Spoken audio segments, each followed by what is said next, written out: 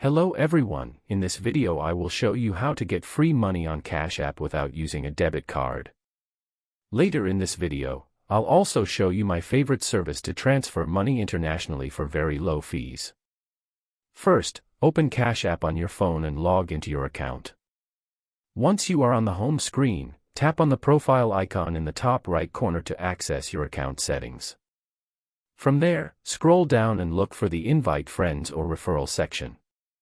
This is one of the only legitimate ways Cash App allows users to earn free money directly inside the app. When you enter the referral section, you will see your unique invite link or code. You can share this link with friends or family who do not already have Cash App. When someone signs up using your referral link and completes the required first transaction, both you and the new user may receive a bonus depending on current Cash App promotions. Another way to potentially earn free money is through Cash App Boosts if you later order a cash card. These are discounts that apply instantly when you spend at selected stores, which can save money and act like free cashback rewards.